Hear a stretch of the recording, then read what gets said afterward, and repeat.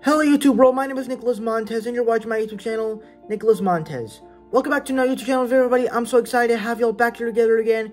And in today's video, we're going to be discussing so this past day, I actually finished reading Harry Potter and the Sorcerer's Stone, the entire book. So that means today, I'm going to stop and rank all 17 chapters. If I had 17 fingers, that would be 17 fingers. So I'm going to rank all 17 chapters of Harry Potter and the Sorcerer's Stone. So let's get started ranking all 17 chapters, shall we?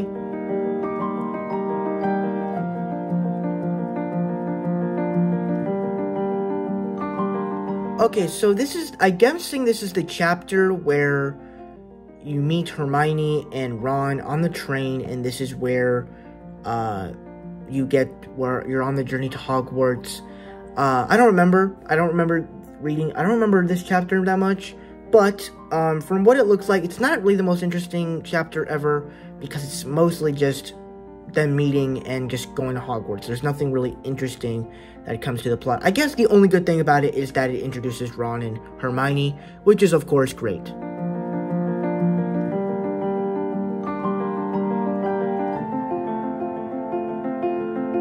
Now, this one, I actually don't remember anything about. I'm guessing it, is a duel that takes place at night. I actually don't remember reading this chapter. I mean, I read all the chapters. I just don't remember this specific one and what really happened. So, I'm gonna have to skip on this one.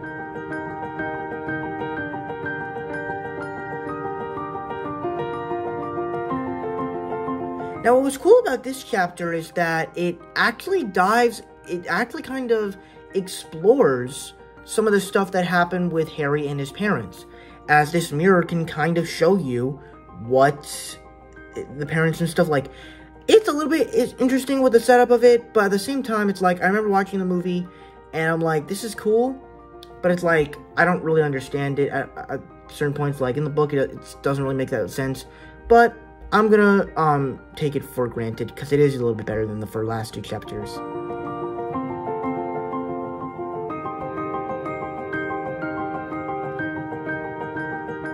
Now, honestly, there's not really much special about this chapter. It's just introducing Nicolas Flamel, and that's really it. I don't really remember much from this chapter. It kind of sounds a little bit short, so I guess it was good. But it is better than the last couple ones.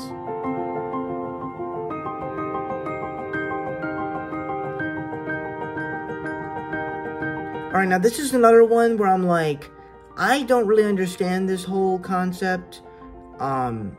It's kind of weird, and, the whole concept of this chapter of introducing this, creature, not really the biggest fan of it, not really memorable, and I don't really remember from the movie, though. The book is different from the movie, but overall, I don't really remember much about this chapter.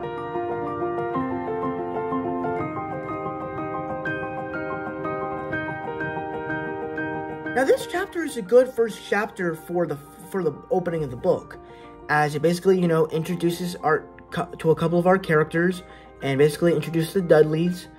And I thought I did a pretty good job at doing that, but at the same time, it's it's just the introduction. There's nothing really special about it. It's just the introduction to get ready for the rest of the story.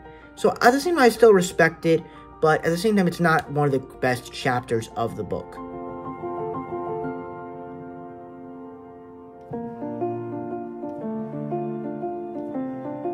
Now, to be honest with you, whenever I think of Diagon Alley, I remember when Harry was standing on the toilet, and he literally just says, diagonally, diagonally. like the word together. And I'm like, I remember he went to the place, and then I guess interesting stuff happened. And I don't know. I don't remember much about this one, but it's better than most of these on this list.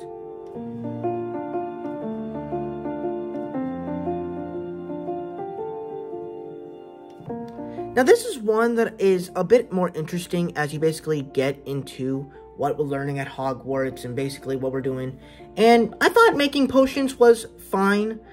The potions master was fine.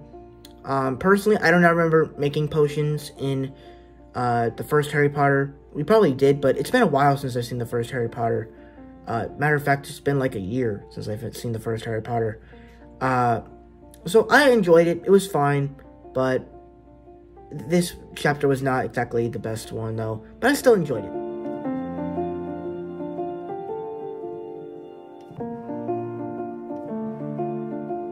Now, this chapter is a little bit more interesting, as this is something I kind of remember in the movie. Though at the same time, it's like when I was reading some of these chapters, like from back to back, I was kind of like imagining the movie in my head, as when you get to the plot of the Sorcerer's Stone and Voldemort, or you-know-who, I kind of like was starting to imagine the movie in my head as to how it was all done with Ron, Hermione, and Harry trying to travel the castle together, and all that was actually pretty interesting. And as you explored this Forbidden Forest, it was pretty interesting, and you start to get the intrigue of who's behind this, what's going on here, and I thought that was pretty cool. But at the same time, doesn't really give a lot of answers, though.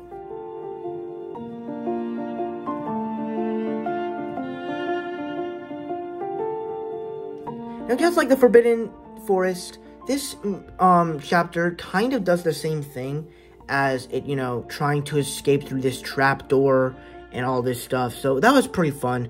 But at the same time, it's like it doesn't really offer anything that's like interesting or anything. It's just trying to get through this trapdoor. That's really what I remember when I read it.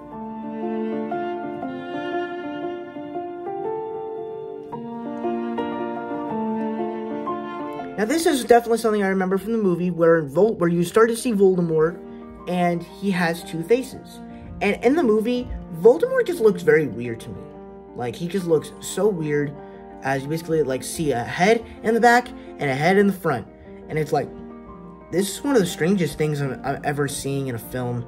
But in the book, it's pretty interesting, I guess. And I believe this is, like, the final chapter in the book. And I thought what this chapter did, as I recently just read it, I thought it was a great closing out to the book, and it basically felt like the movie, as, it all ends with everyone going back home, though at the same time, I don't remember the Dudleys being there to pick Harry up, and, Ron's mom meeting the Dudleys, but I thought it was a pretty good addition, and so, yeah, I thought that this was a pretty good conclusion to the book.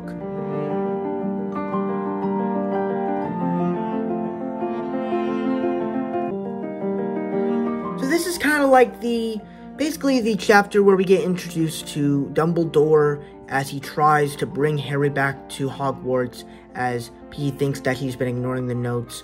And this is pretty much just where the book starts, where I started to realize that this is basically the parts from the movie, where they're in this, like, place, and Dumbledore comes in, he breaks the gun, and it's all the great stuff that you saw from that scene.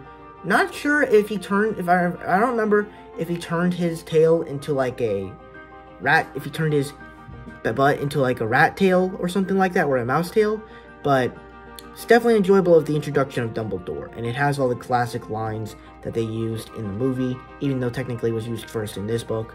But I thought that was great.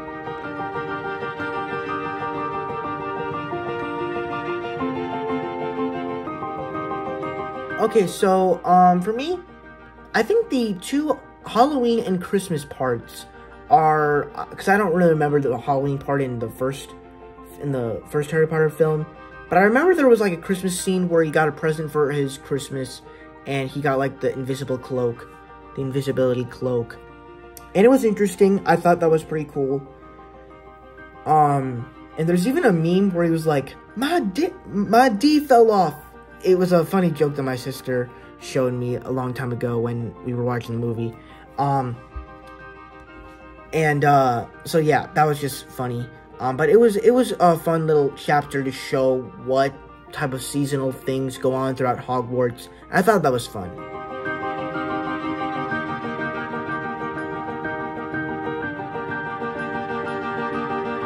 And for me, what this chapter does so well is that it basically starts the intrigue of what Harry is going through throughout the entire film as he realizes he's a wizard. And it starts out where you basically have him going to this zoo, and the glass starts to disappear, and he lets a snake loose. And it's the perfect way. It's straight from the movie, and it's absolutely perfect. At the same time, it is a little bit early because most movies don't really do that. But at the same time, I still thought it was executed very well the way they did this book. And it was obvious because I've seen the movie.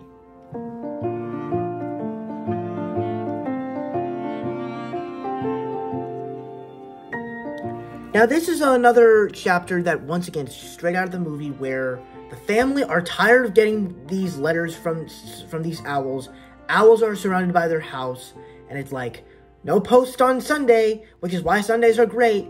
And once again, this is just another chapter that is really stripped straight out of the movie, and it's just absolutely paid off well. So I loved this chapter.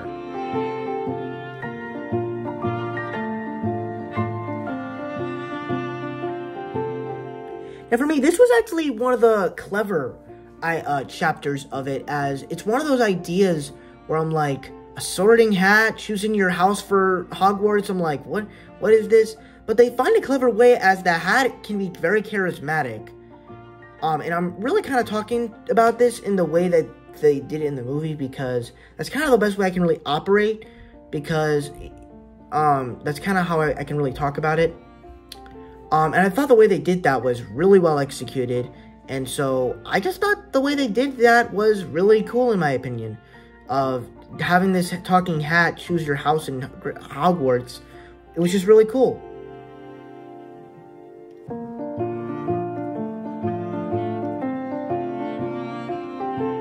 And for me, what makes this chapter the best chapter of the book, as it basically just explores this new idea of these games in Hogwarts that you play, which is Quidditch, where you're on a broomstick, flying around and trying to catch this ball. And you feel, whenever someone plays it, it's like you feel the energy in the room when everyone's playing it. And it's just absolutely amazing when you see it. And it's just one of the great games of this. So for me, it's my favorite chapter, and it's probably my favorite topic that we got to explore in this book. So for me, the Quidditch chapter comes in at number 1. And that's my ranking of all 17 Harry Potter and the Sorcerer's Stone chapters. Thank you guys so much for watching. I hope you enjoyed. Don't forget to like, comment, and subscribe. All my social media stuff is in the About section over there. And I'll see you guys in the next video. Bye-bye.